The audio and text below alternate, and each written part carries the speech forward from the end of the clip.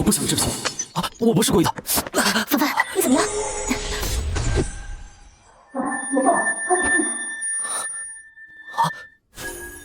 嫂子，我能看。凡凡，你轻一点，你弄疼嫂子了。对不起，嫂子，我眼睛看不到，我再找找位置。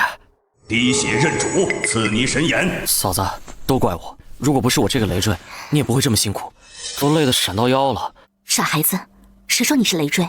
要不是你帮嫂子按腰，嫂子不知道要花多少冤枉钱呢。凡凡，嫂子现在最大的心愿就是攒够钱，带你去大医院把你的眼睛治好，然后嫂子再给你娶个媳妇儿，让你过上正常人的生活。嫂子，我不想你这么辛苦啊！我不是故意的。凡凡，你怎么样？凡凡，没事吧？快走看看。嫂子，我能看见了。嫂子，我能看见了。凡凡，你真的能看到了？啊！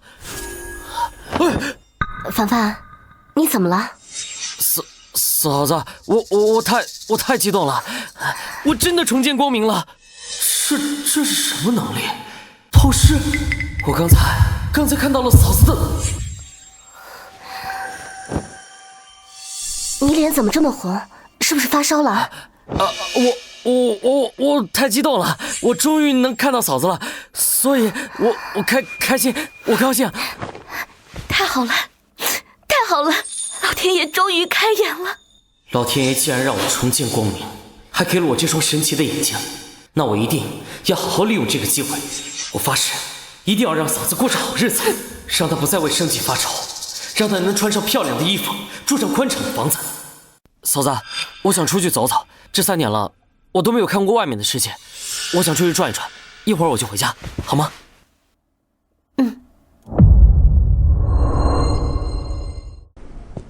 失明3年，我终于又重见光明了，而且还获得了透视眼的能力。那是什么？这地下竟然埋了一个会发金光的物件。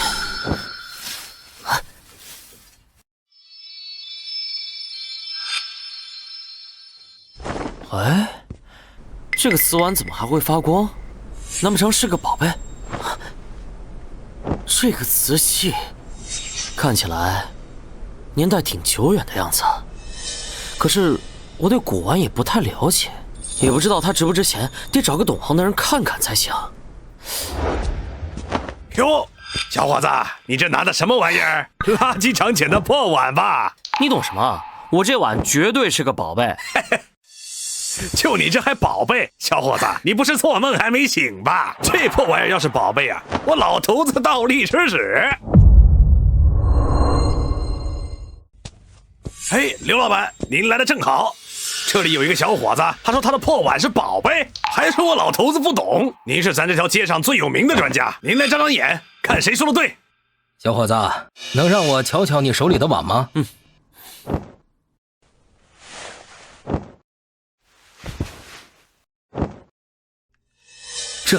这是真的宣德青花龙纹碗，胎质细腻，洁白如玉，青花发色浓艳却不失雅致，龙纹生动有力，气势磅礴，这绝对是真品。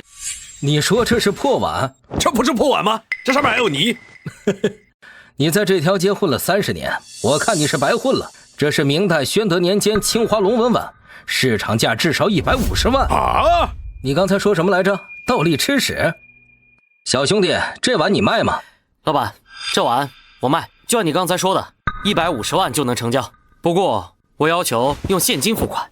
没问题，小兄弟，我这就去拿现金。哎，小兄弟，我这就去拿现金。哎，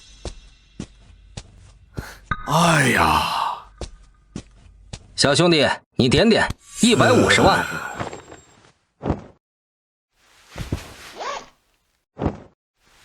没问题。小兄弟，这是我的名片，以后有好东西记得找我。你这眼力绝对不一般。150万，这就到手了。嫂子1个月工资3000块，不吃不喝要攒42年，才能凑齐我今天捡漏赚的钱啊！150万啊！这小子走了什么狗屎运？人家有眼力啊！咱们天天守着这些破烂，还不如人家捡一个碗。哎呀，150万，150万！哎呀！哎，听说了吗？东区市场有开蚌的活动，20块钱开一个，开出珍珠啊，就都归你啊！得了吧，那都是骗人的，哪有什么珍珠啊？就算是开出东西啊，也都是些不值钱的东西。上次啊，一堆人围着，开了10几个，结果呢，一个珍珠影子都没有。嘿嘿嘿，这你就不懂了吧？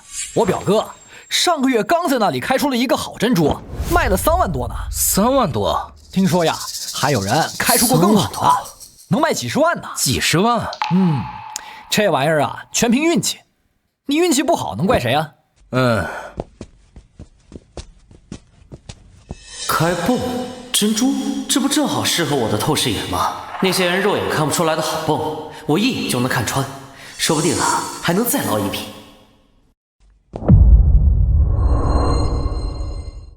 这开蚌赌珍珠的摊位在哪儿呢？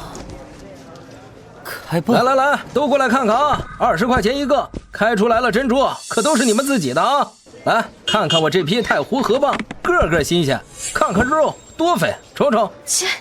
就这还没有我买的珍珠奶茶里的珍珠大呢。小姑娘，你以为这开蚌是开彩票啊？10个里面能有1个就不错了，还想开出值钱的，做梦吧！可真坑啊！哪怕是那些品相好的河蚌，里面要么空空如也，要么只有米粒大小的劣质珍珠。我的天，金珠！这颗珍珠绝对价值连城。老板，这堆蚌多少钱一个？这些呀，都是快死的烂货，不值钱，10块钱一个，你爱要不要？但我提前告诉你啊，我劝你还是买这种好蚌，那种货开出来的珍珠都品相不好，不值钱的。小伙子，你是第一次来吧？这堆烂蚌我连碰都不会碰，那些都是没人挑剩下的，里面的蚌肉啊早都臭了。老板，我就要那个最大的。就这个呀？对。小伙子，你可想好了，这蚌开出来，它这肉要是臭的，你可别怪我没提前告诉你啊。小凡，你怎么在这儿？嫂子，我来开蚌。小凡，你怎么买了这么个烂蚌？你看这青苔都长这么厚了，肯定是开不出珍珠，才一直没人买的。老板，这蚌能退吗？退？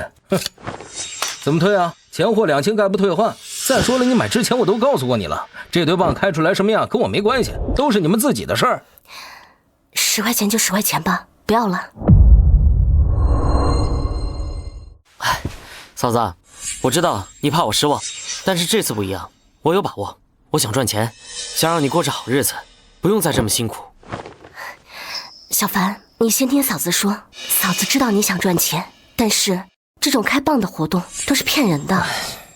你的眼睛能复明，嫂子已经很知足了。钱的事，嫂子可以慢慢赚，你不用着急。哎，你们开还是不开？你们要是不开就闪一边去，你没看后面还有人在这排队呢？我这摊位生意这么好，哪有功夫跟你们搁这闲唠嗑呀？啊，老板，开。确定啊？给钱。给。这烂蚌里怎么能开出珍珠呢？算了，难得小凡感兴趣，这10块钱亏了就亏了吧。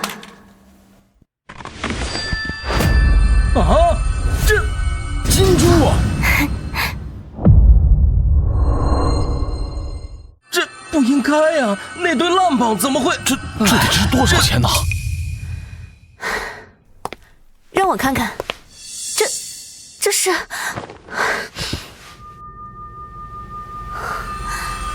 天然金珠，而且还是极品中的极品。这种大小，这种光泽，这种品相，我跟我爷爷学习珠宝鉴定这么多年，这种成色也就见过2、3次。这颗珠子的成色、光泽、圆润度都是顶级的，而且没有瑕疵。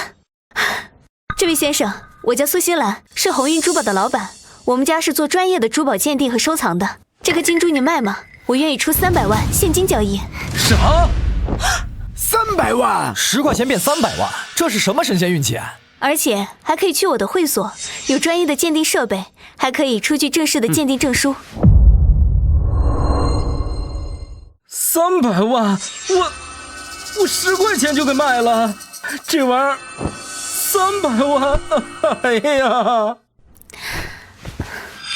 这位先生，这是我的名片，咱们去我会所的贵宾室详谈如何？那里安静，也方便我给你清点现金，还可以用专业设备再做一次全面鉴定。二位快请坐，稍等片刻，我这是去给你们取现金。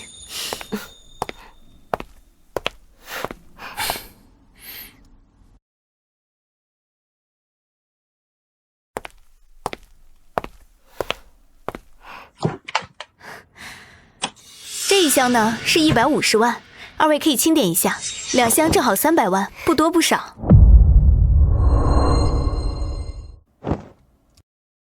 美，真美，这真是太美了。陆先生，您这运气也太好了，以后要是再有这种好东西，可一定要第一时间联系我，我保证给您最公道的价格。来，这300万您收好，合作愉快。合作愉快。合作愉快。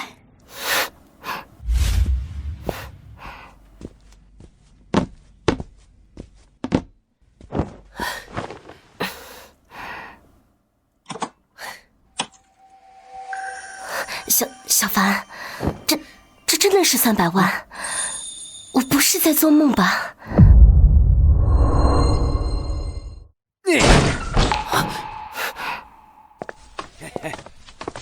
王宇威，好久不见呐！欠老子的15万，今天必须连本带利给老子还清。要是还不上，嘿，别怪老子不客气。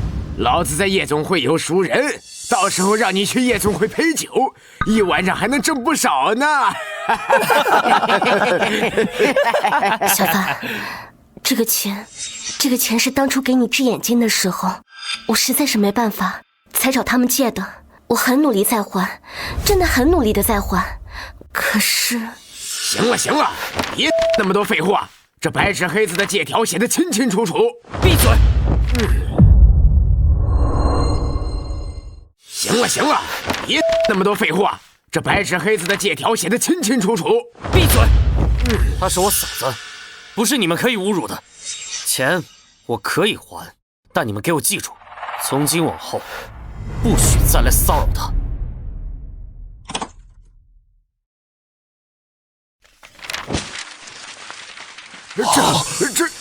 这，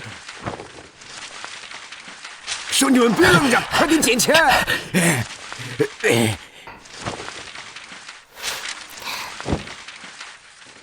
钱全部在这儿了，多的算利息。拿了钱以后赶紧滚蛋，以后不许再来骚扰他。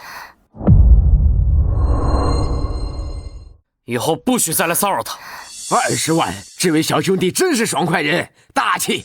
以后有什么事尽管吩咐，老哥在这一片还是有点面子的。等一下，小兄弟，还有什么事吗？借条。哦，对，借条。这是借条。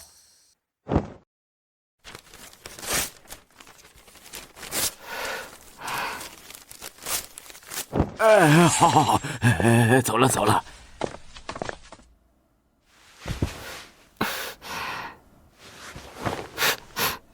我发誓，一定要让嫂子过着好日子，再也不让她受这种委屈。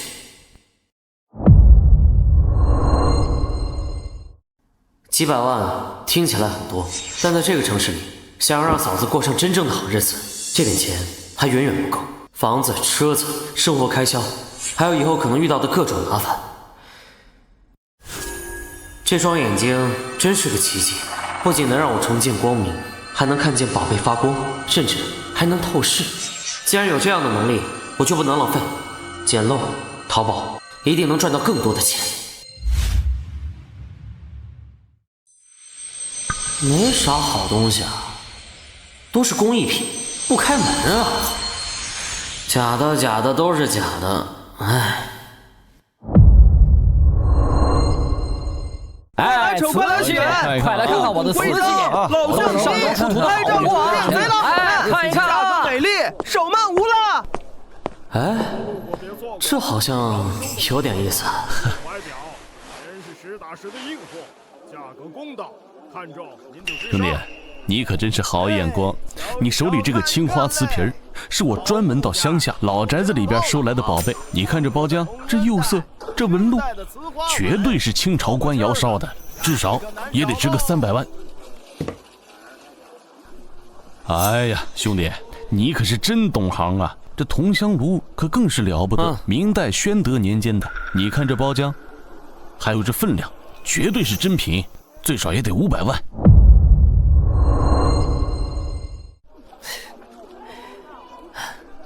老板，我看你这些全是工艺品吧？我之前在义乌小商品市场看到过一模一样的，一个10块钱，你还想卖几百万？兄弟，你这话可不能这么说，我这儿可没有工艺品，这些都是真品。嗨，行了行了，别吹了，我看你这东西啊还行，就当工艺品买回去摆着玩，一个呀最多10块钱，不能再多了。兄弟，这前2个10块就10块，但是这个鼻烟壶，它可是明代的宝贝，最少也得3000块。老板，你是不是糊涂了？明朝哪来的鼻烟壶？你知道鼻烟壶什么时候传入中国的吗？清朝，明代哪来的鼻烟壶呀？这壶话张口就来呢。兄弟，我说错了。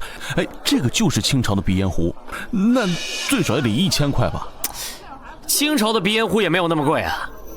你看你这鼻烟壶，品相又差啊，上面全是灰，哎呀，像是垃圾桶里捡来的。10块钱，爱卖不卖啊！10块钱，爱卖不卖啊！兄弟，行，我看你也是个爽快人，30块就30块，都给你。行，来，哎，走了。哎，好嘞。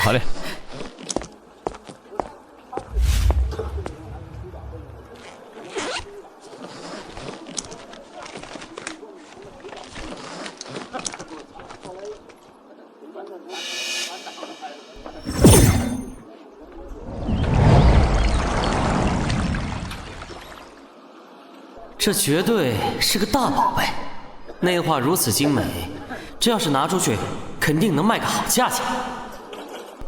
可是我对古董古玩根本就不懂，虽然我知道这是个宝贝，但具体价值多少，该怎么出手，找谁鉴定，这些我都不清楚。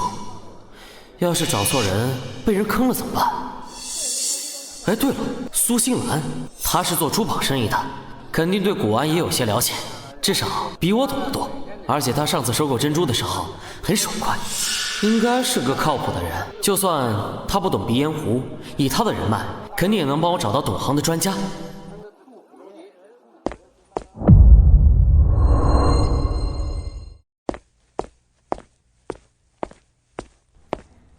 哟，陆先生，今天怎么有空到我这儿来了？是不是又得到什么宝贝了？你上次开的那个金珠，真让我非常印象深刻呀。宋老板，今天啊是想请您帮个忙。我呢在古玩街淘了一个这样的东西，但是呢我不太懂，所以想请您帮忙鉴定一下。哎呀，这陆先生，实不相瞒，我在这珠宝玉石方面还算有些眼力，但这古玩方面，说实话，属实还有点欠缺。你这鼻烟壶看上去是有些年头，而且画工非常细腻，但具体的年代和价值我也说不出来。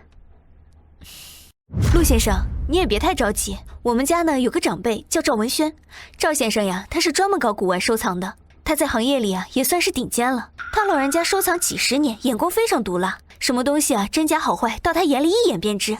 这样，我现在就带你去见他。行，走。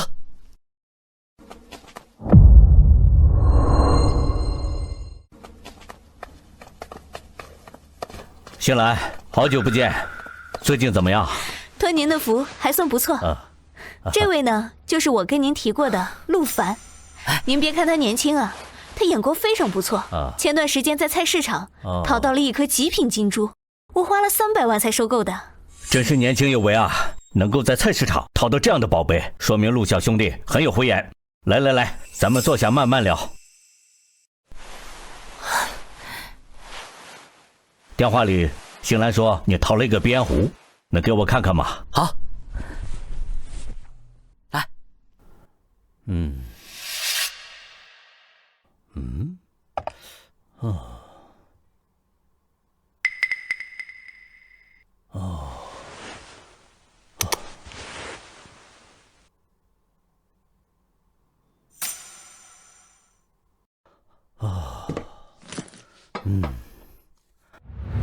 这确实是康熙年间的御用边壶啊，而且品相极佳。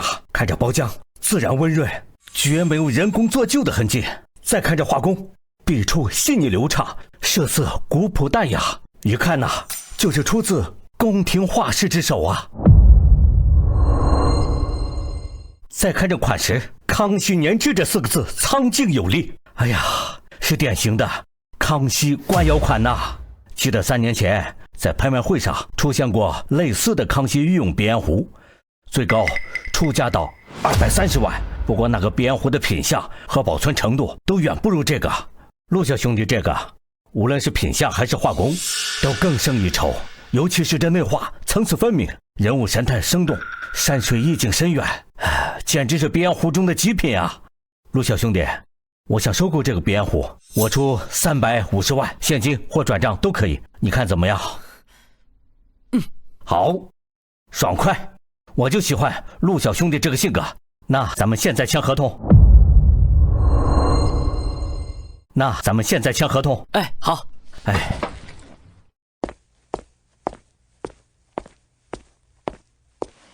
签。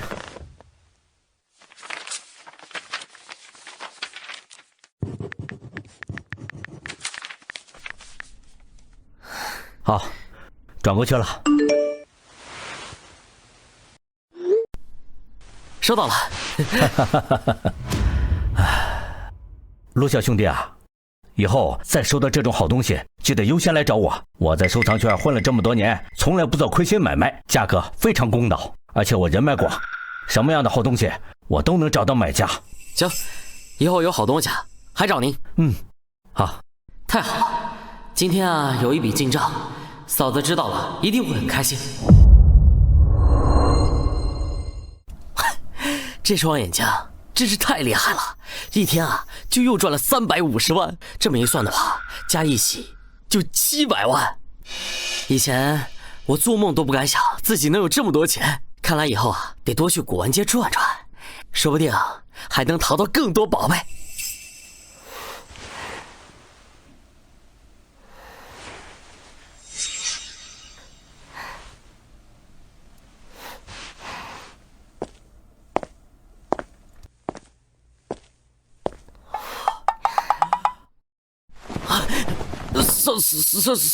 嫂子，我想起来，我还有点事儿，我先回房间看资料了啊。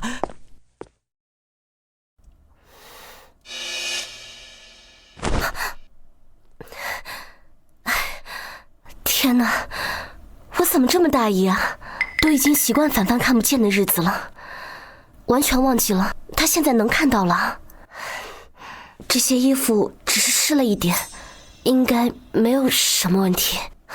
没事的，没事的。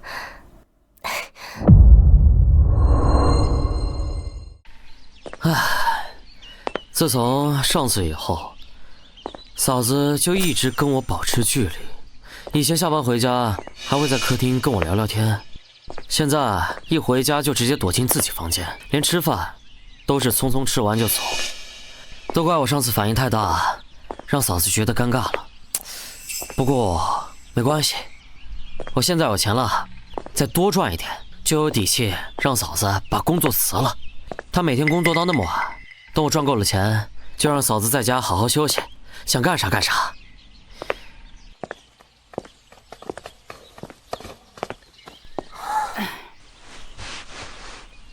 哎，老婆婆，您的这些画都要卖吗？是啊，小伙子，这些画都是我老伴生前收藏的。他去世前跟我说，如果日子过得困难了，可以把这些画拿出来卖了。我老伴儿去年走了，走之前跟我说，这画都是好东西，要是困难了，就拿这个来换点钱。如今我一个人，我这把老骨头也干不了什么活，就把这个拿出来换点钱吧，好歹能撑一阵子。这些年来，嫂子对自己不离不弃。在我失明的那些黑暗日子里，是嫂子每天跟我说话，带我去医院治疗，从来没有嫌弃过我这个累赘。这老婆婆也是不容易，我要帮帮她。老婆婆，您的这些话我全都要了。您的这些话我全都要了，我出10万块钱，您看怎么样？10万啊！你没有说笑吧？老婆婆啊，您老伴生前肯定很懂收藏，这些画呀，全部都是好东西，10万块钱也不算多。您拿着这笔钱，好好过日子。哎呀，好人呐！来，钱转过去了，您看一下啊。哎，谢谢。哎呦，来，哎呀，小伙子好人呐！走了。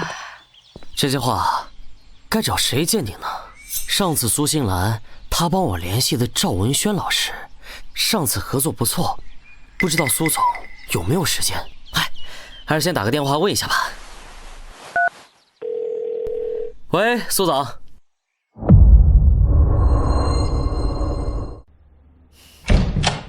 哎，陆凡，你来了。哎，来坐。陆凡，你这又捡到宝贝了？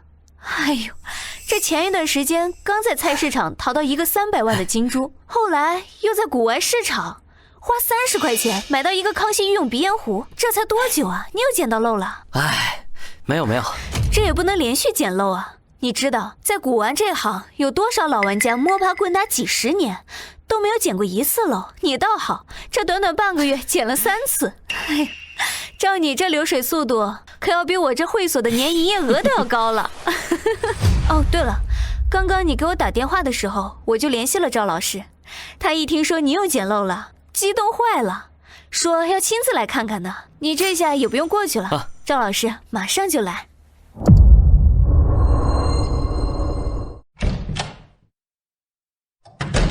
哈哈哈哈！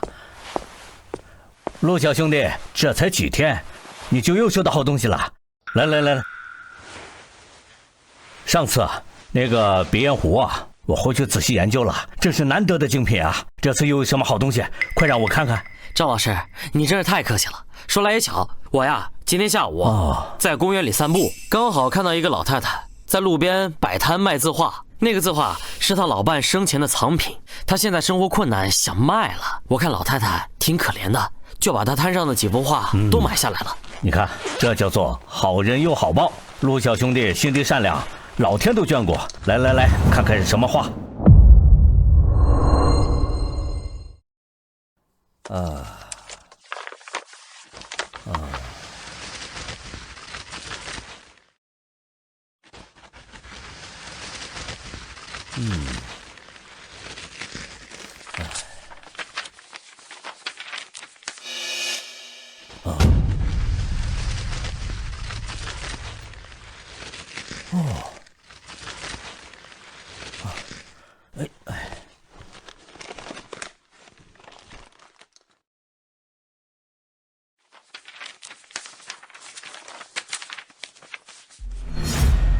哎呀，陆小兄弟啊，你知道这是什么画吗？是明代画家唐伯虎的真迹呀！是明代画家唐伯虎的真迹呀！唐寅的作品存世极少，在世界流通的更是凤毛麟角。我从事收藏20多年，看到的不超过5幅。你看这幅画，这笔法潇洒飘逸，又不失法度。这构图疏密有致，又意境深远。再看这落款和印章，无疑是唐寅的真迹啊！虽然画面有点污渍，但整体还算是保存完好。这在唐寅的存世作品当中，算是难得的精品了。陆小兄弟，唐寅的真迹在市场的价格500万起步，像这幅保存完好、意境深远的作品，在市场上拍卖价格只能更高。老夫个人是非常喜欢这幅画呀。希望这幅画能被好好的保存，我愿意出700万的价格收藏，并且承诺啊，一定好好的妥善保管好它。你觉得如何？赵老师，我同意这个交易。这幅画能遇到您这样真正懂他、爱他的人，才是他真正的福气。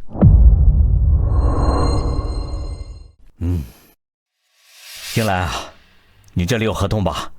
来，合同我这儿有，二位可以仔细看一下条款。物品内栏就签明代唐寅山水画，成交价标700万元整。小兄弟，请。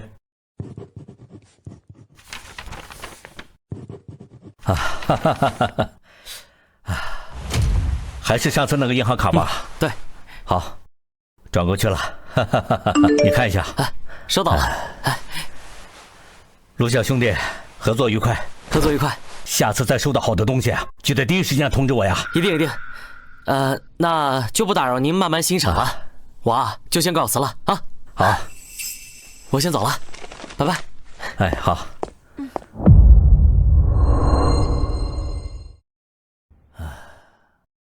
行了，像陆凡这样的小伙子，现在可真不多见，有善心，有眼力，更有运气。你看，短短的半个月捡了3次大漏，真是难得啊！你们俩年纪相当，又在同一个圈子，你可得好好把握机会啊！他有能力，人品也好，前途无量啊！你老大不小了，该考虑考虑自己的婚姻大事了。赵叔，您说什么呢？我跟陆凡只是普通的生意合作伙伴，您别乱点鸳鸯谱啊！好，算我多嘴，算我多嘴。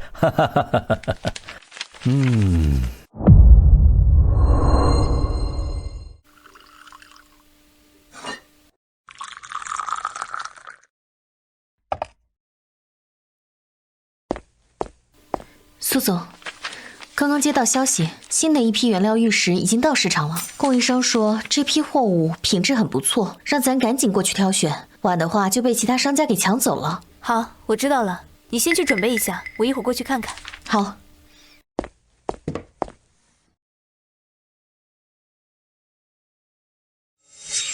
行了，像陆凡这样的小伙子，现在可真不多见，有善心，有眼力，更有运气。你看，短短的半个月捡了3次大漏，真是难得啊！你们俩年纪相当，又在同一个圈子，你可得好好把握机会啊！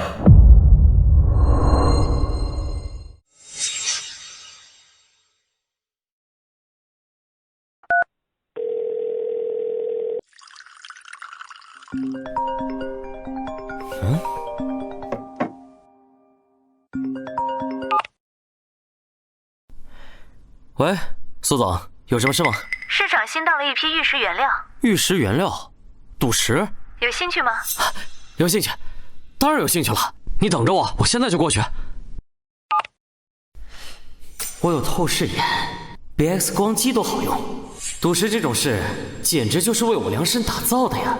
别人赌石靠运气，靠经验，我直接就能看穿石头里有什么。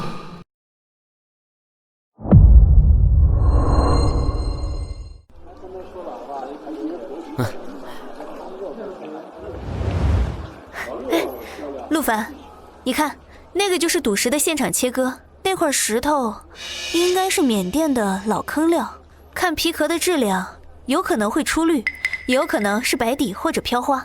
这赌石吧，最讲究的就是看皮壳、看松花、看蟒带、看裂纹。皮壳越细腻，松花越明显，出好料的概率就越高。这就是人们常说的一刀富，一刀穷吧？不过有经验的羽商都会风险分摊。不会把所有的钱压在一块身上，这样的话呢，切垮了也就亏个几万块。但是有些人，不可能！这块石头我看了很多天，皮壳表现那么好，怎么可能垮呢？老张，算了吧，认栽吧，你这块料子已经亏了20几万了，别赌了。不，我还有一块，最后一块，这块料子一定能涨，一定能！我要继续切。那你看，赌石最怕的就是上头，一旦输红了眼，把所有的钱都压上去，最后往往是倾家荡产。啊，就走了，不再看看，看到底能不能切出来？没什么好东西，不用看了。怎么又垮了呢？不可能，不可能啊！不可能，不可能！陆凡到底是怎么知道那块料子会垮的？难道他真的有什么特殊的能力，还是说他在赌石方面有着超乎寻常的天赋。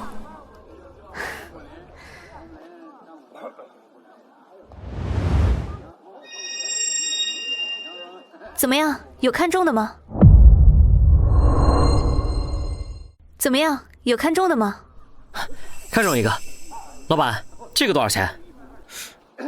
这块啊，5000块，要就拿走，不要拉倒。这块料子我压了好多年了，一直没人要。5000块，行吧，5000就5000，这块料子我要了。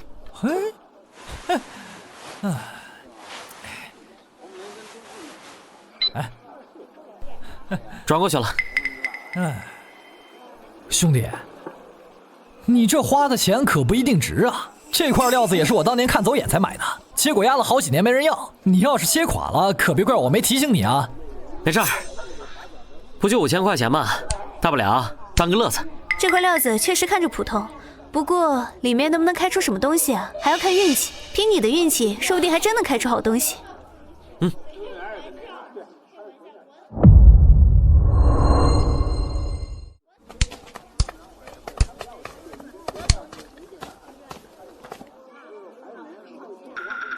师傅，帮我把这个料子给切开，小心点，从中间慢慢的切。这块料子皮壳这么厚，而且一点松花都没有，多半是切垮的料。小伙子，你确定要切吗？没事，师傅，你切吧。切时可是要收费的，50块一刀。没问题。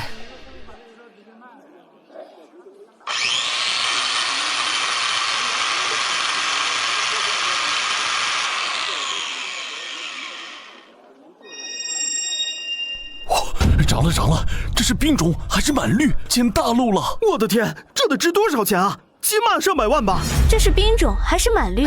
陆凡，你这运气也太好了吧！这块翡翠价值得800万。小伙子，这块翡翠卖不卖？我出500万，现在就可以转账。500万开什么玩笑？这么好的冰种满绿，我出800万。苏总帮过我很多次了，可以说我之前的交易都是苏总帮我完成的。而且苏总本身就是搞珠宝收藏的，这块玉石说不定他正好需要。先问问苏总要不要吧，这也算对他一直以来帮助我的回报。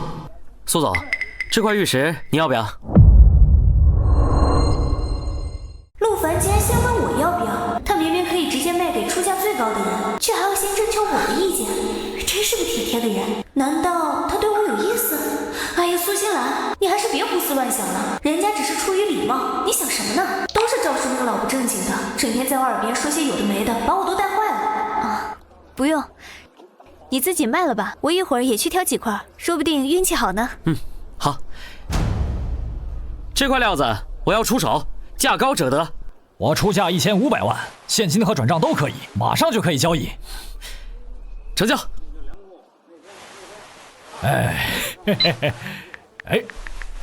收到。哇，真是太走运了！说啥我就收下啊！这么多钱呐！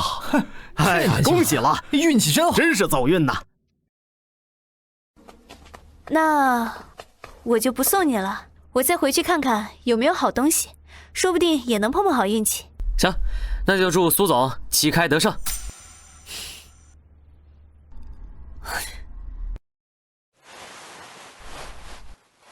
嘿嘿，有钱了！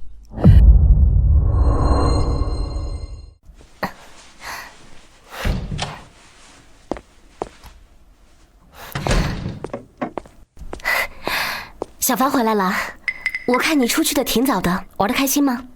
嫂子，你先别忙活了，我呀带你出去逛逛。出去逛？去哪儿啊？去了你就知道了。来来来，走，我们现在就出发。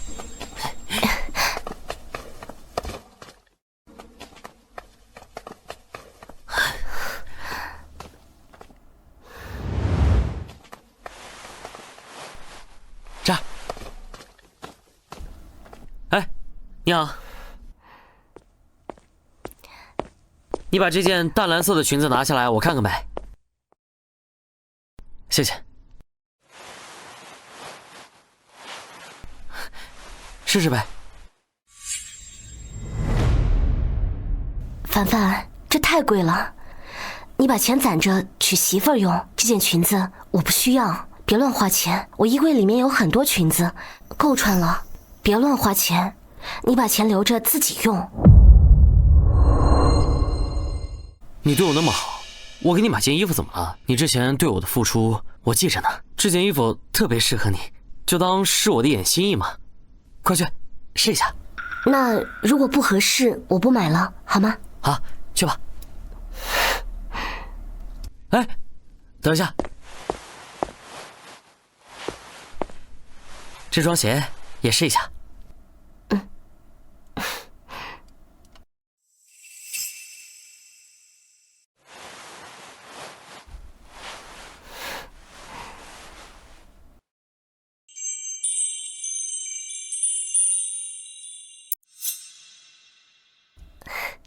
好看吗？真美。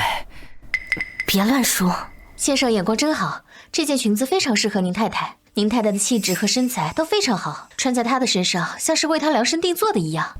我不是啊，这件衣服我们要了，麻烦你帮忙把里面的衣服打包一下，她穿这件衣服走。稍等。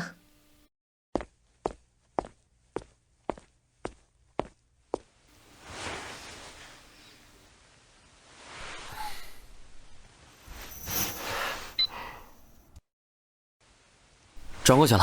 好，您慢走。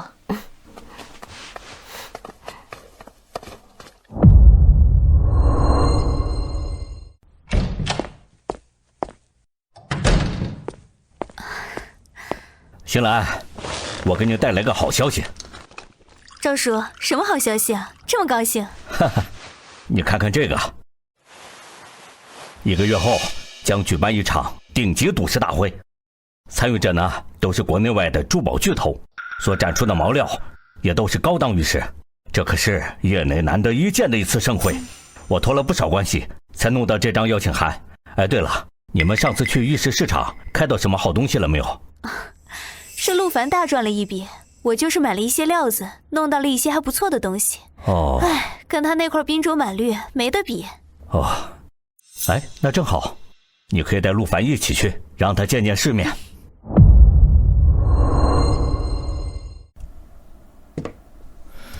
有了透视眼，这种赌石大会对我来说简直是送钱的。对了，可以带嫂子一起去啊。嫂子一直在打工，劝了好几次让嫂子在家好好休息，但嫂子总是说攒钱给我娶媳妇儿。如果带嫂子去赌石大会，让她看看自己是怎么赚钱的，嫂子应该就能放心辞掉工作了。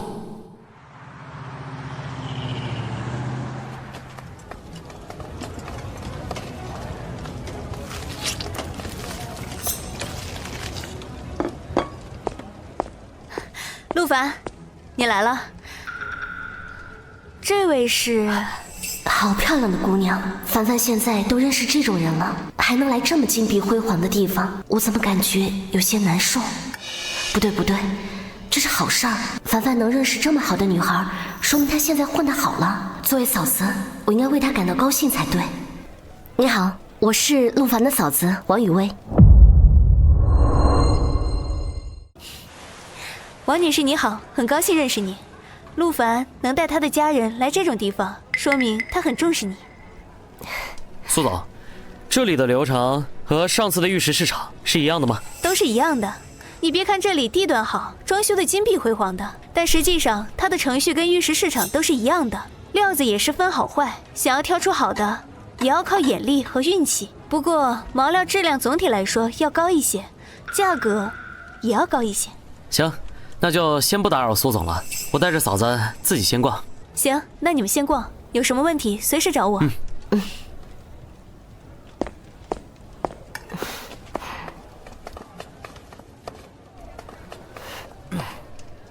嫂子，你看这些石头啊，表面上看都差不多，但是啊，有可能里面藏着价值连城的翡翠。有可能里面藏着价值连城的翡翠，也可能什么都没有。这个就像开盲盒一样，有好有坏，全凭运气。我上次啊就开了个好东西，卖了1000多万。1000多万，一块石头，1000多万。这位女士，你别小看这些石头，翡翠这东西自古以来都是富贵人的象征，好的翡翠比黄金更值钱。你看这块石头，如果里面是冰种或者玻璃种的翡翠，少则几十万，多则上千万，甚至上亿都有可能。你看这块石头，外表看起来并不怎么样，但是以我多年的经验判断，里面肯定有好货。你看这皮壳的颜色，这质地都是出好料的征兆。这块石头我只要15万，如果能开出好东西，那就赚大了。大叔，你这口才不错嘛。哪里，我只是实话实说。小伙子，如果你感兴趣，可以看看我这些石头，我这些石料都是精挑细选的好货。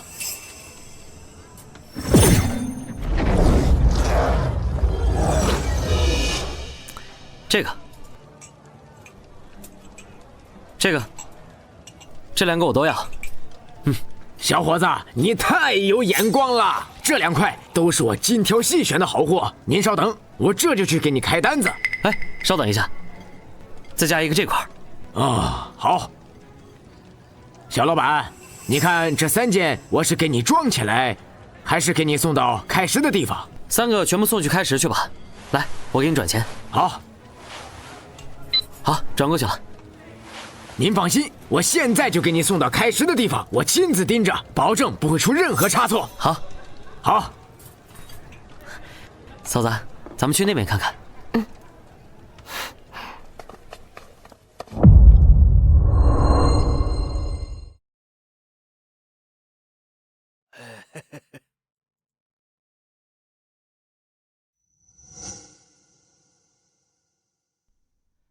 老板，这个，还有这3个我全要了，直接送到切石区就行。您全要了？哎，好嘞，真有眼光。来，我扫给你。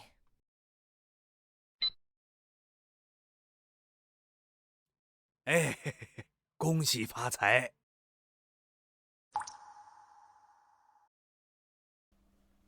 凡凡，我看他们不是拿放大镜，就是拿小手电的，一块石头看了半天，最后还没买。反倒是你，这一会儿都选了6块了，都没认真看，指着就直接买了，这到底是怎么回事啊？嫂子，如果我说我这双眼睛比那些专业设备都厉害，你信不信？凡凡说的，我相信。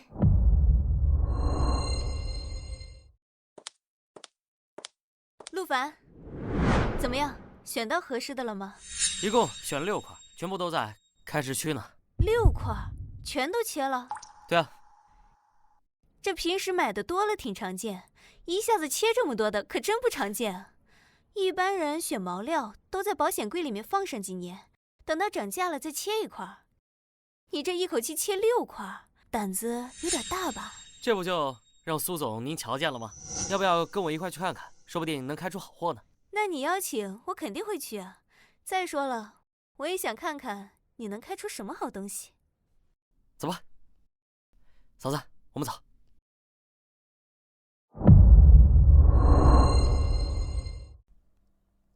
8号，6块原石的8号在吗？哎，在这儿。这6块都是你的，都要切。对，都切。年轻人就是厉害啊！一次切6块，我干这行20多年了，头一次见。这小子莫不是疯了？这6块料子一看就是废料，他竟然还全切了！年轻人真是不懂行，以为赌石是闹着玩的。这6块料子加起来，怕不是要赔个底儿朝天呢。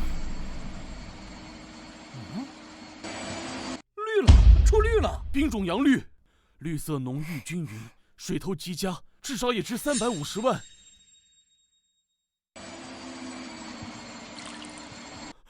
哇，冰种帝王绿！天哪，这竟然是冰种帝王绿！这连续2块都切涨了，这小子究竟是什么眼光？紫罗兰手镯料，颜色纯正，质地细腻。老坑冰种飘花，冰种满绿大料，我去！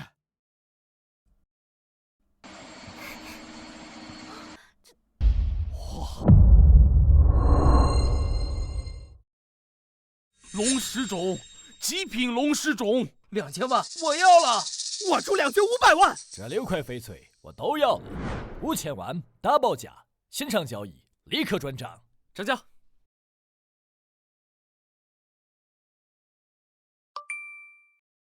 我带你去那边做交易，出单子吧。6连涨，陆凡，你这是要成为玉石市场的神话了。运气好罢了。我也想要这么好的运气。对了，你卖了石头，是不是就要走了？差不多了。苏总呢？叫我新兰就好，叫苏总多见外啊。也不是谁都跟你一样，我这才刚挑了一块，还要再看看。接下来可能会在玉石市场待上1周，或者更长时间。那我先去忙，到时候咱们再联系。好。我看苏新兰这个姑娘就挺不错的。嫂子，想哪儿去了？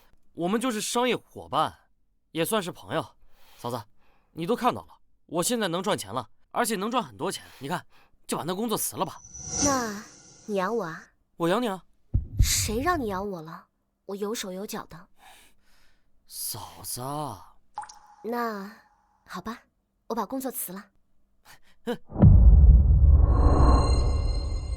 哎，走，别当我做生意啊！什么现代工艺品，当那个古董卖，你当我傻吗？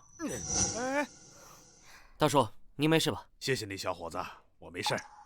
就是，大叔，你这是遇到什么麻烦了？实不相瞒，我是来出售这观音像的。这是我家祖传的宝贝，传了好几代了，平常舍不得拿出来，家里遇了点急事，着实需要用钱。我儿子今年就要结婚了，对方家里呢要求他在市区买一套房，可是我跟我老伴儿辛苦了大半辈子，连首付都没有凑够，眼看婚期来近了，实在没有办法，我就把它拿出来想卖掉，我要价30万，给孩子凑够首付，让他赶紧顺利结婚。从早上到现在，我把这古玩城逛了一个遍，一家一家的问，这些老板们呢连看都不看一眼，有些老板呢拿着放大镜看了半天，说我这件就是个现代的仿品，不值钱。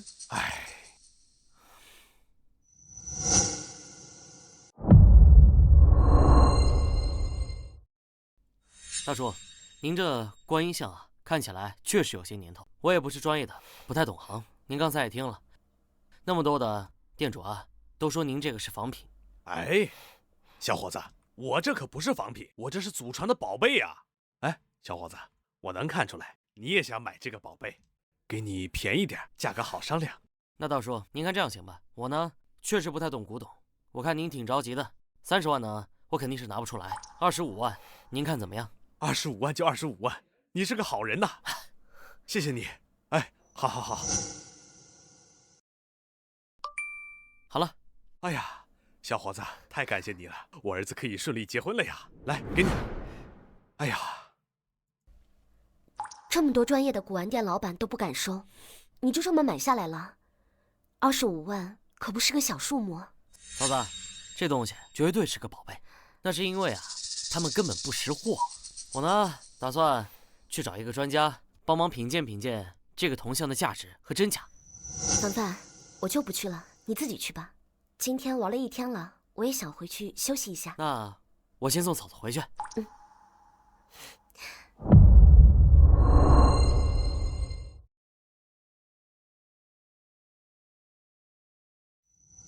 金兰还在会场看玉石，这次只能自己来找赵文轩了。赵老师，我自己来就行。你跟星兰是朋友，也算是我的晚辈了，不用拘谨。来喝。对了，你跟星兰不是去会场看玉石了吗？怎么会一个人跑到这里来？星兰呢？星兰啊，在会场采购玉石，她说可能还需要不少时间呢。对了，这个是我昨天啊从会场出来遇到的，那个人啊抱着这个观音像，被古玩店老板给赶了出来，说是仿品。但我觉得吧，这尊观音像是个好东西，花了25万把它买下。但我毕竟不是专业的，所以想请赵老师帮忙长长眼。哎呀，这一眼看上去，要是别人送过来的，我也会认为是假的。可是啊，我相信陆凡你的眼光和运气。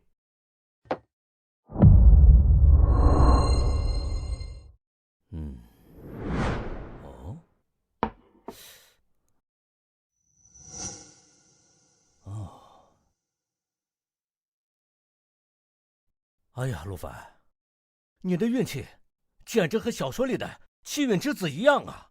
我弄了大半辈子古玩，见过的珍宝不计其数，可像这样的好东西，我这辈子都很少见到啊。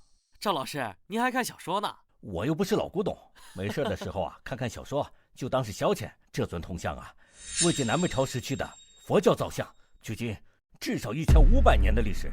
你看这观音的面部表情，既有印度犍陀罗艺术的影响，又隐含了中原汉族的传统审美，正是那个时期典型的佛教造像。从制造工艺上来看，用的是失蜡法，线条流畅自然，衣袂飘逸。这莲台的纹饰啊，细致入微。更难能可贵的是，保存得如此完好，完全看不出有人工做旧的痕迹。这尊铜像啊，是具有极高的历史价值，它的艺术价值也无可估量啊！毫不夸张地说，这个是国宝级的文物啊！从市场价值上来看，至少值6000万，甚至更高。问题在此，正因为是国宝级的文物，很难找到适合的买家。这种东西啊，很难私下交易，除非像原主人那样，根本不知道它的真实价值，才会随便出售。一旦经过专家的鉴定，知道了它的真实价格之后，就很难处理了。要么呢，私人收藏；要么呢，做海外拍卖；要么，捐给博物馆。我打算暂时先收藏这尊铜像，等到合适的时机再做决定。不过，有一点我可以肯定，就是不论如何，我都不会把这尊铜像拿到海外去拍卖，把它卖给外国人，让它流亡海外。好，有这份心就好。陆凡啊，现在有钱了，可以考虑你的私人博物馆，专门收藏这些好东西啊。那赵老师，我就先不麻烦您了，我先回去。行，以后有什么问题啊，随时来找我。新兰那边有什么好消息啊，记得通知我。没问题。那我走了，赵老师。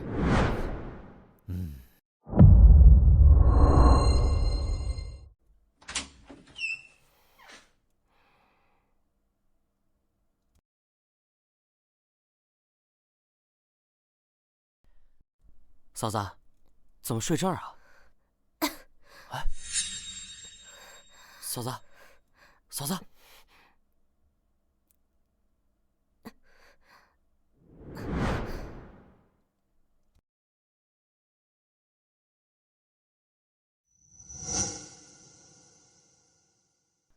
我记得嫂子把药箱放这里了。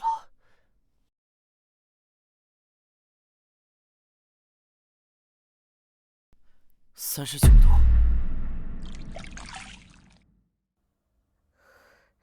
凡凡，别走。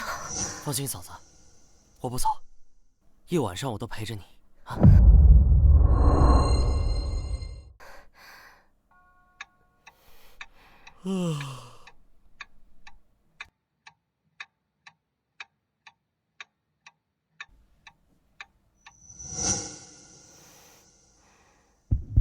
凡凡，嫂子希望你能找个好姑娘，过上幸福的日子。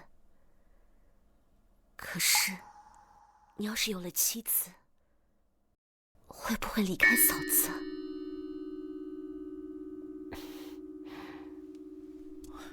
嫂子，你醒了，好点没？好多了。凡凡，你照顾我一晚上，快去休息一下。你看，眼睛都红了。嫂子，我不累，你是病人，应该好好休息。我去给你熬点粥，吃点清淡的，对身体好。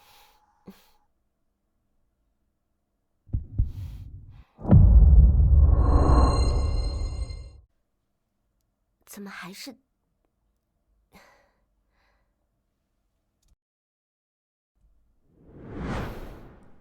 嫂子，你要出去啊？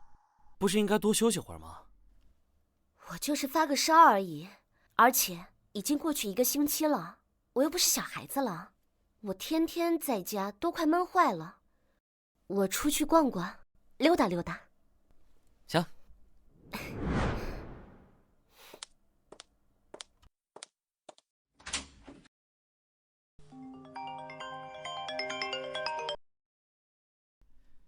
喂，谢兰。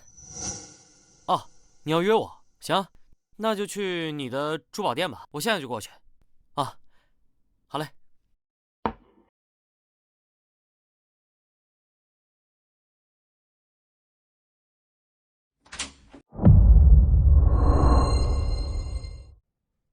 新兰，你今天找我来，这么着急，是在会场看到什么好东西吧？倒也没有什么特别惊艳的，就是收购了不少质量不错的开窗玉石，但还没有来得及切割。这次我找你来，倒不是因为这个，是因为一些其他的事情。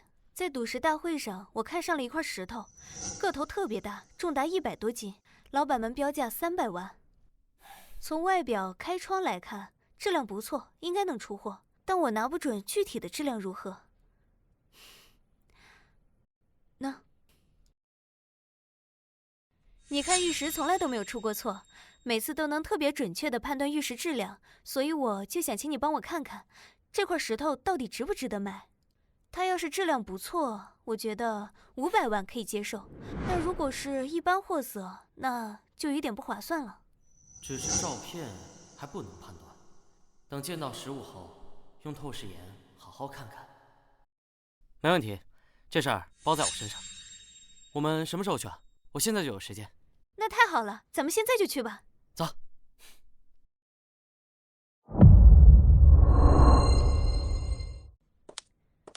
我之所以看中这块石头，主要是因为这里，你看，裂缝里面透出一点颜色。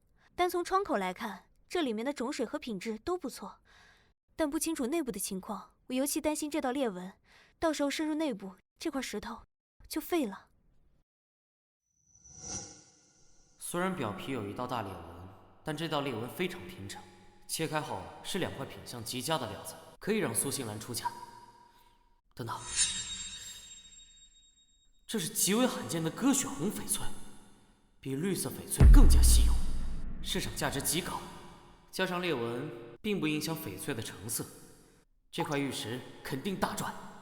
新兰，这块石头值得买。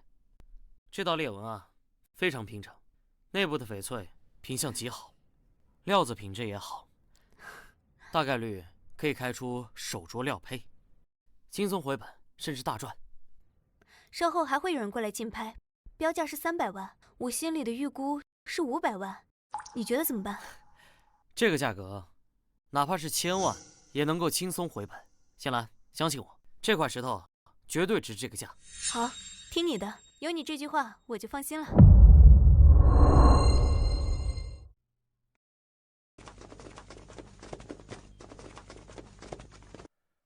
各位老板，这块石头的情况想必各位已经看过了，300万底价起拍，价高者得，随意竞拍。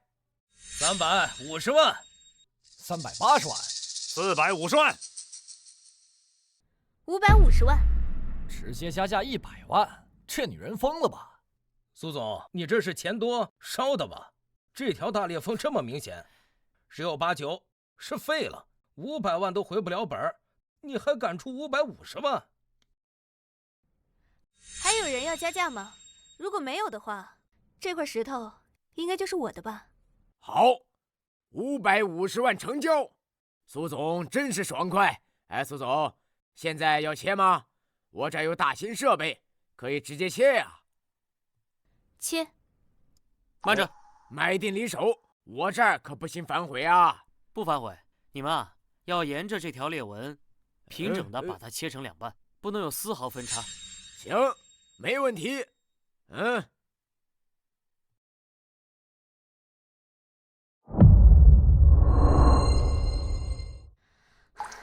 这要是切垮了，垮了算我的。开玩笑的，这怎么能算你的？放心吧。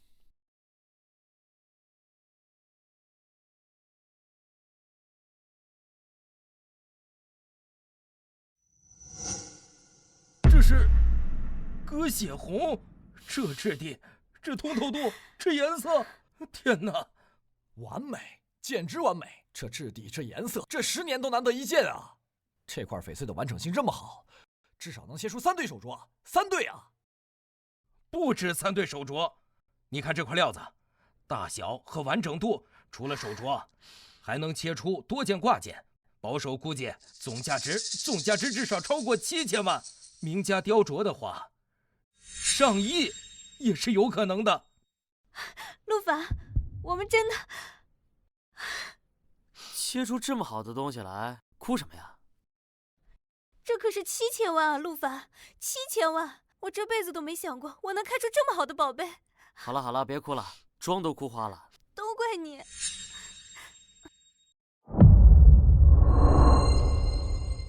我追求苏星兰已经有2年了，但苏星兰对我一直不冷不热，从来没有像现在这样对我露出过如此灿烂的笑容，更别说主动拥抱了。少爷，一个新面孔，看样子不像是圈里的人。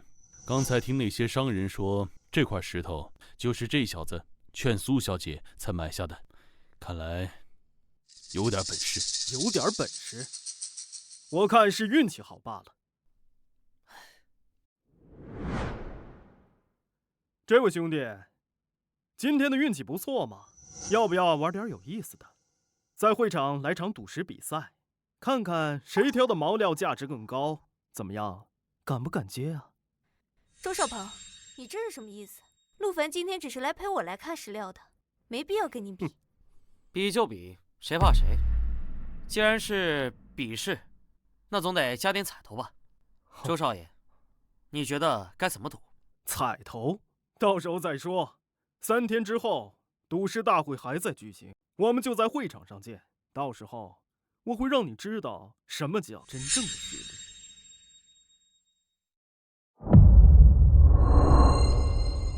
陆凡，你今天也太冲动了，都怪我。周少鹏追求了我好长时间，今天他看到咱俩这么亲密，肯定是吃醋了，所以才故意找你麻烦。放心吧，3天后摁着这个什么周少鹏打，我让他知道什么叫天外有天。你呀，哦，明天你去我会所一趟吧，到时候让赵文轩老师给你参谋参谋。我明天就去。小凡，你这次确实有些冲动了。周少鹏这个人我也听说过，他从小就跟着他父亲学赌石，常年经营在玉石行当里，眼力很不错，看石头的准确率比一般的老手都高，是有些本事的。不过话说回来，小凡你更是了不得，这次的赌石是千万级别，你这眼力在玉石界也算是出名了。自己有透视眼这个大杀器，还真不怕周少鹏什么经验丰富、眼力过人。你们2个真是的。赵叔啊，今天谢谢您了，我还有点事，就先走了啊。星兰，小凡可真是个好小伙，你要早点下手啊，不然被别人抢了去，你可别后悔啊。赵叔，你说什么呢？我可没有跟你开玩笑啊，这次帮你看石头，面对周少鹏的挑衅，那是相当有担当。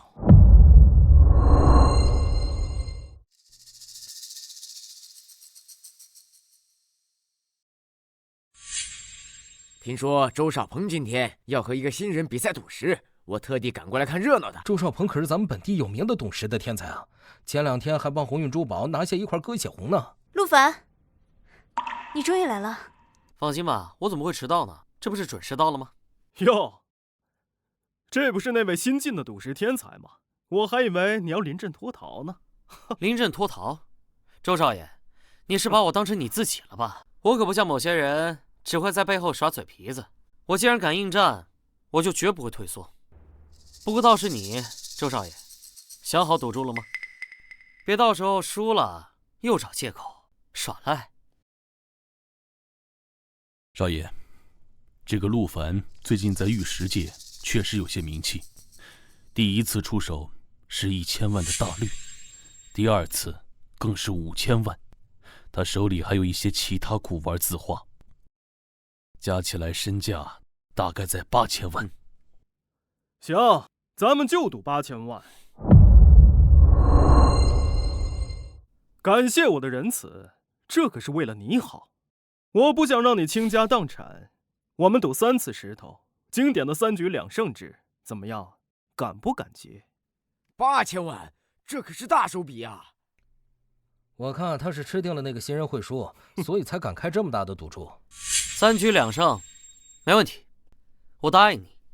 不过周少爷，你可要把钱准备好，别到时候钱不够，再回家找大人要，那可就丢人了。好，很好。我倒要看看，你这张嘴还能硬到什么时候。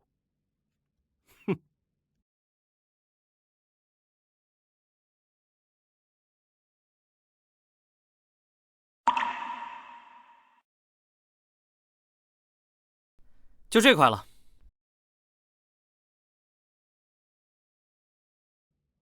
我选这块。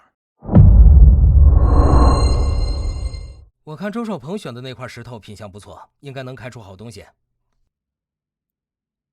真是可惜呀，你的这块石头品相不错，就是颜色淡了点儿。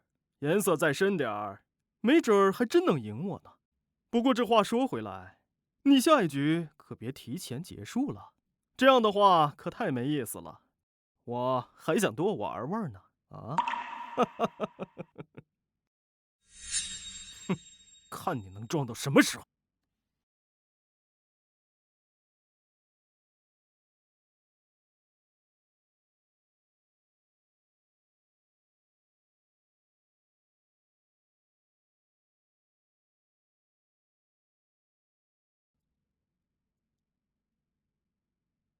这块儿。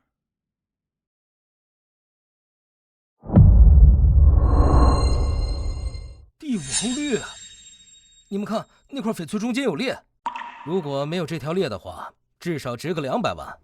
看来周少爷的运气不是那么好啊，明明是块好料子，却偏偏有裂，真是可惜了。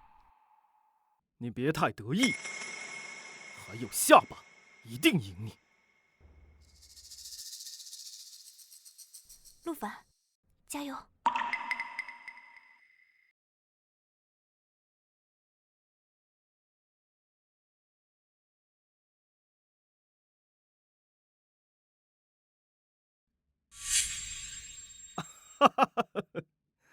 我说陆兄弟，你的眼神是不是不太好啊？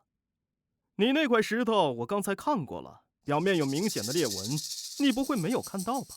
还是说，你已经急昏了头，准备随便几块石头来碰运气？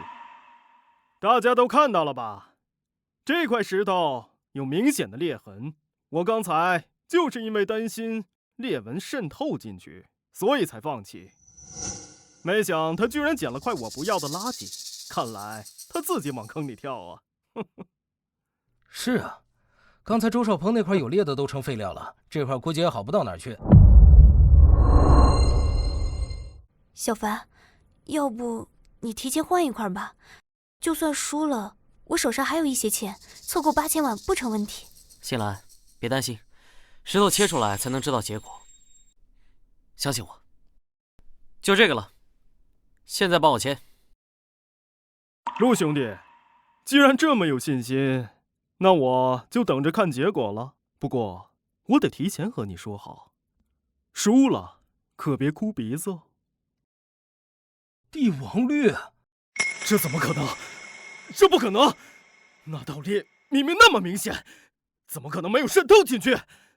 这……陆凡，你真的赢了。我说过，相信我，没事的。周少爷，你的赌注呢？到账8000万元整。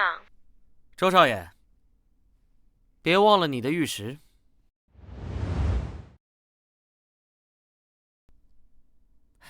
没事了，啊？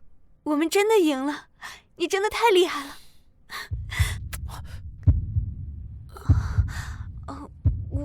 我就是太高兴了，你不要在意，我先走了。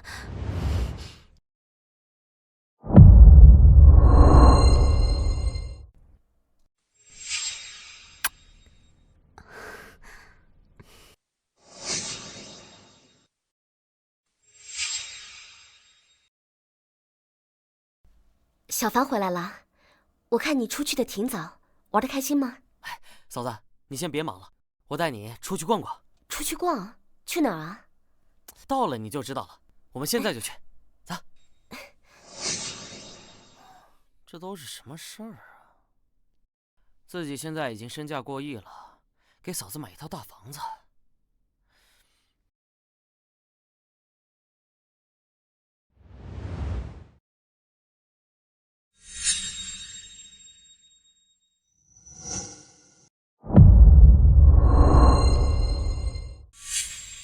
看了好几处房产，还是这最后一套江景房最好。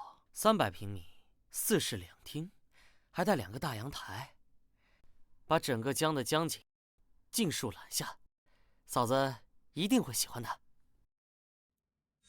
陆先生，您看这套房子，地理位置绝佳，处在市中心的黄金地段，出门就是商业街，生活非常便利。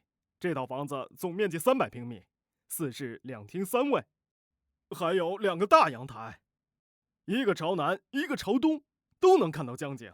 这里的江景白天波光粼粼，晚上灯火通明，非常的漂亮。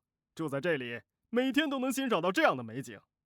这栋楼的物业管理是顶级的，有24小时安保，还有健身房、游泳馆、儿童游乐设施，各种配套设施非常的齐全。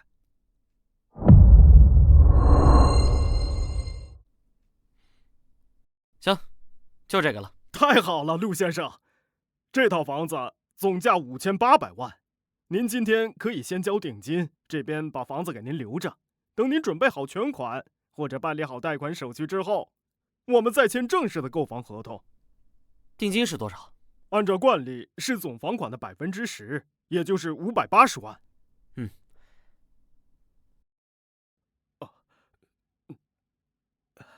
您看一下。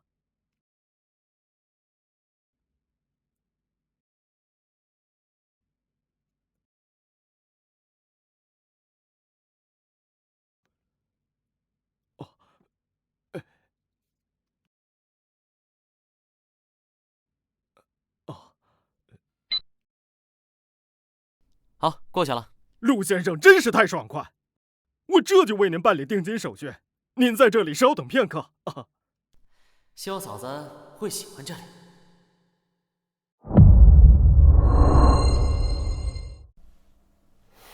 凡凡，这房子要5000多万，太贵了。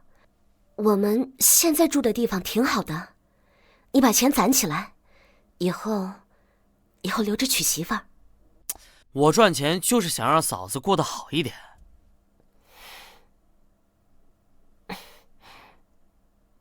凡凡，你听嫂子说，你长大了，现在有钱了，应该考虑一下自己的未来。你现在25岁了，应该找个姑娘成家了，嫂子不能耽误你一辈子。我从来不觉得嫂子耽误过我，反而是我觉得我一直在耽误嫂子。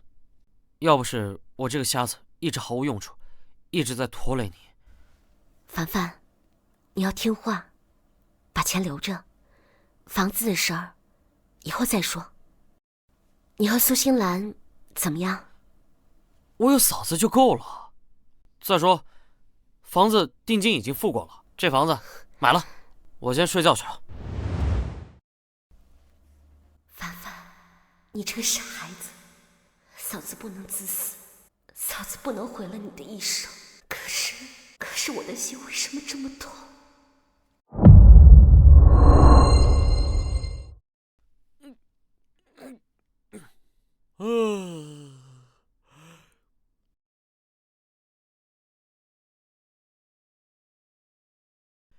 喂，赵老师，这么晚了打电话有什么事？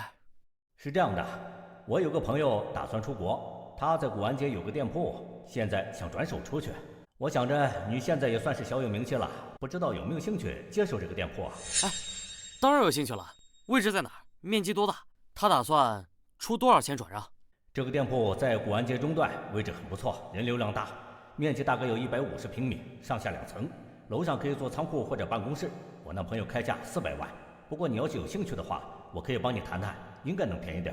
好的，赵老师，那明天下午我就过去看看。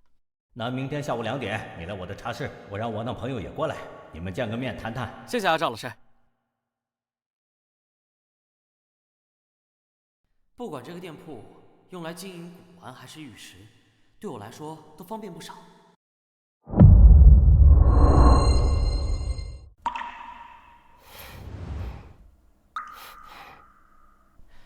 嫂子，我出去一趟。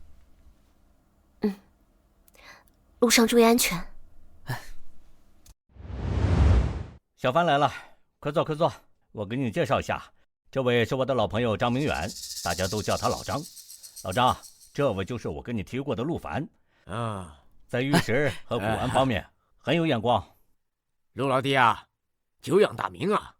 你和周少鹏的那场赌石比试，我也听说了，真是后生可畏啊！那个张老板，您过奖了，我只是运气好而已。这个店铺我经营了10几年，也算是有感情了。现在啊，人也老了，孩子又在国外，我也想过去享享清福，所以才决定把店铺转出去。赵老说你是个有眼光的人，我以后把铺子交给你，我还是比较放心的。张老板，您放心，如果我能接手这个店铺，我一定会好好经营的。老张啊，你开价400万，我看陆兄弟也是诚心想要，你就便宜点卖给他，350万怎么样？行。赵老都开口了，我还能说什么呢？350万就350万，陆老弟，没有问题的话，我们现在就可以签合同。好，那就谢谢张老板了。我现在就可以签合同。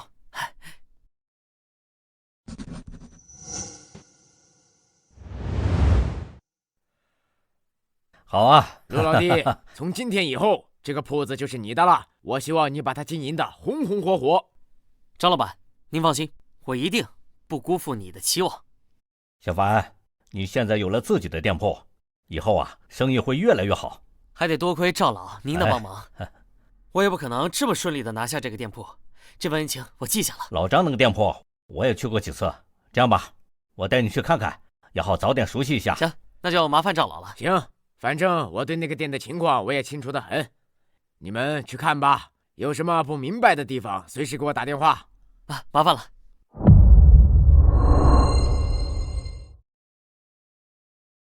可惜啊，这老张啊，把之前的古董都搬走了，不然啊，你小子还能捡个漏。这个布局你也看到了，大厅啊，主要用来展示商品和接待客人，后面呢有个小仓库，可以存放一些货物。楼上呢有2个房间，一个做办公室，一个呢做休息室。老张当年经营这个店铺的时候，生意是非常好。另外，这个店铺临街位置好，人流量大。你接手之后啊，好好经营，肯定不会差。以后遇到什么问题，随时找我，我能帮的一定帮。赵老，您的话我记住了，以后还要多多仰仗您。客气什么呀？你小子有本事，我帮你也是应该的。行了，这里的情况介绍的也差不多了，就先走了。你自己再熟悉一下，有什么问题随时给我打电话。那赵老师，您慢走。这个店铺终于是我的了。从一个什么都看不见的瞎子，到现在这一切就像做梦一样。如果不是那颗天珠，如果不是嫂子这些年的照顾，我怎么可能有今天？都好几天了，还没有缓和。你好，请问有什么事吗？你是这家店的老板吗？啊，对，我是这家公司的老板，有什么事屋里说。请喝茶。有什么事吗？我这边有一个青铜佛像，这是唐代的青铜佛像，这样的佛像市面上很少见了，您看一看。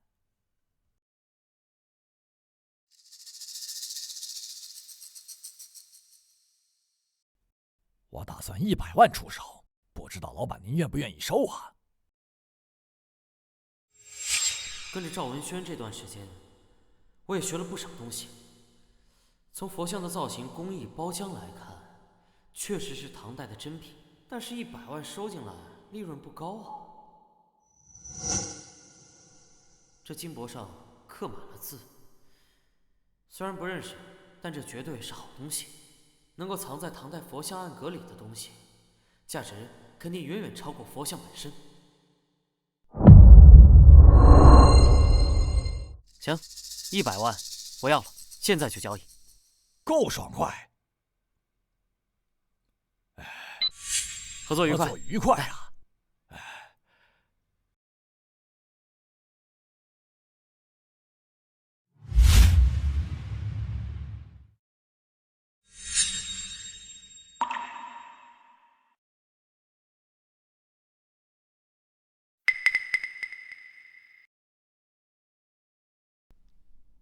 我得赶紧找赵老师看看，他见多识广，肯定知道这是什么。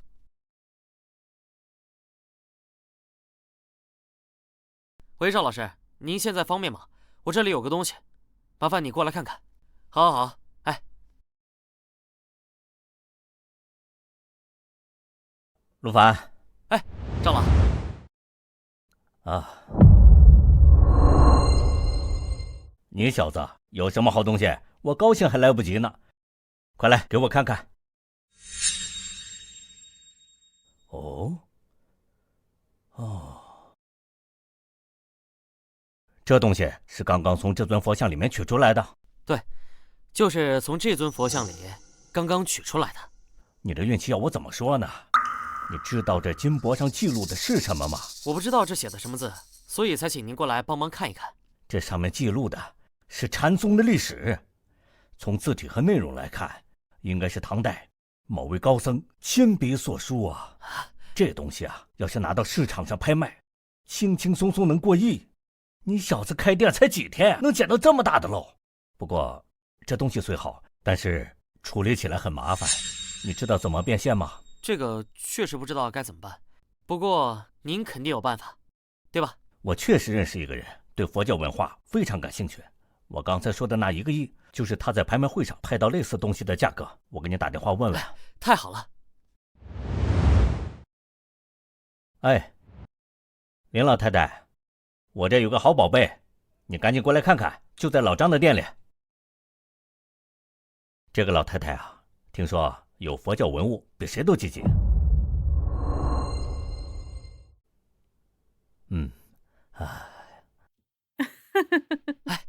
哎，老赵啊，这老张都出国了，这店里还能有什么好东西啊？啊，先别急，老张出国了，这店不是转手了吗？这是陆凡，这是我的好朋友，你叫他林奶奶就行。林奶奶好。哎，这不是禅宗经，还是金箔书写的？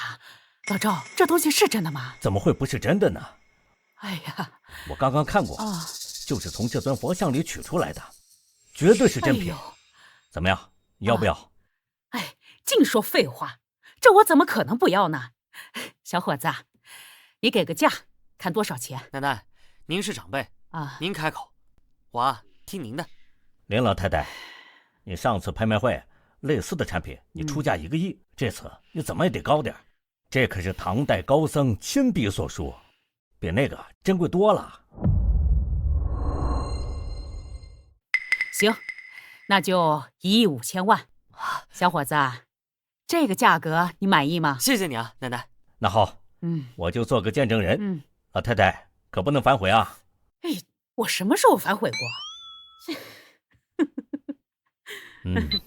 到账1亿5千万元整。哎呀，哎呀，老赵，改天请你喝茶。小伙子啊，以后有好东西想着联系我啊。没问题。这就走了。慢走啊，林奶奶。这老太太拿了好东西就想回去显摆，多待一会儿都不愿意。你和星兰是不是闹别扭了？哪有，我们才没有闹别扭呢。你小子不许瞒我，星兰这几天一直心不在焉的。我问她出了什么事儿，她也不说。你们年轻人的事儿我就不多说什么了，但有些事儿该说清楚的一定要说清楚，别让人家姑娘一直等。明白。你呀，慢走，赵老师。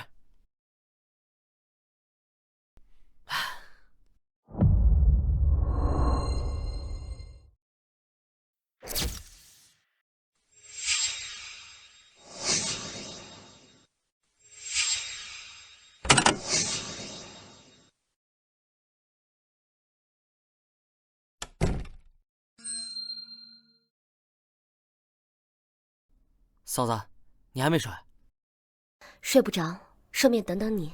嫂子，让你担心了。今天店铺里来了个人买东西，刚好我拿不准，所以就找人过来帮忙看看，耽误了一点时间。对了，厨房里给你煮了茶，我去给你拿过来。我自己去吧。对不起，我腿坐久了有点麻。我不想你再劝我找别的姑娘了。我不想娶别人，我只喜欢你。这些年，我早就把你放在心里最重要的位置了。我喜欢你，我想跟你在一起生活。